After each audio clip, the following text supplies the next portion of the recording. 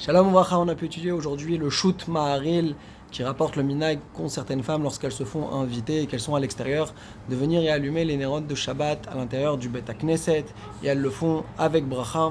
La question elle est comment est-ce possible de pouvoir valider un minag pareil alors qu'on est complètement éloigné de la raison pour laquelle on allume les nérotes de Shabbat qui est Mishum Shalom Bayit selon le shoot à Maharil. Et ici, donc il va falloir comprendre quel rapport la notion de Shalom Bayit avec la notion de Bet HaKnesset.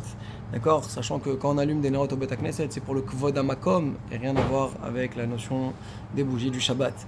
Sur ça, il va s'objecter lui-même que lorsqu'on allume dans les maisons, et que c'est donc pour la raison de Shalom Bayit, il peut y avoir aussi des configurations où a priori on n'y arrivera pas, on ne parviendra pas à cette notion de Shalom Bayit, comme par exemple lorsqu'on va allumer quand il fait encore grand jour. Quel intérêt d'allumer des bougies s'il fait encore grand jour, la bougie ne sert à rien, a priori.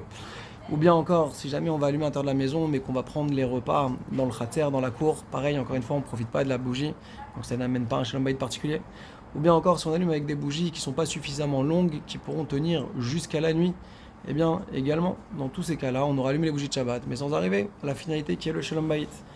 Et donc, il faudrait comprendre comment distinguer donc, le cas de la maison, le cas du Bet HaKnesset, et y répondre de la façon suivante que même si c'est vrai que parfois on peut allumer dans les maisons sans arriver au but ultime qui est le Shalom Bayit, il n'en reste pas moins qu'on est dans le contexte et dans le cadre de la mitzvah de Shalom Bayit.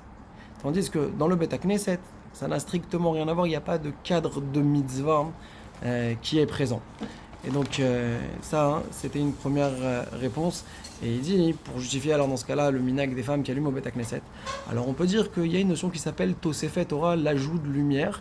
Et à partir de ce moment-là, ça crée du Shalom Bayit, le fait qu'il y ait ce qu'on appelle donc un ajout de lumière. Et d'ailleurs avec ça, il justifie le minag d'allumer les bougies Yom Tov, où on voit que les allumer au Bet HaKnesset et avec bracha, justement par rapport au fait qu'il y ait un ajout de lumière, eh bien ça s'appelle que c'est les Tzorech Hayom et on est dans le cadre de la mitzvah. Il a rapporté le Or Zaroua qui lui remet en cause ce minag-là des femmes d'allumer au Bet HaKnesset, et il rapporte également le Smag qui va encore plus loin en disant que c'est seulement des bougies qui sont les Tzorech Achila où on va pour manger avec s'éclairer qu'on pourra avoir le droit de faire la bracha dessus. Sur ça, il lui oppose le Maharil, ce qu'elle dit la Gemara dans Yoma.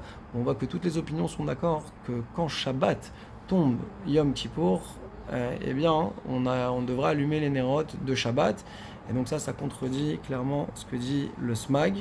Le Agouda, lui, nous dit que si jamais les bougies ne peuvent pas durer jusqu'à au moins la nuit, ça serait une bracha levatala. Sur ça, le Maharil répondrait en disant qu'à partir du moment où on a un profit, à partir du moment où il commence à faire nuit, même si on n'est pas encore à la tombée de la nuit, c'est déjà suffisant. Par contre, dans le cas où on est comme dans les choupotes, où c'est allumé vraiment très tôt, alors là, effectivement, c'est beaucoup plus difficile déjà de trouver une permission pour cet allumage-là avec bracha chazak.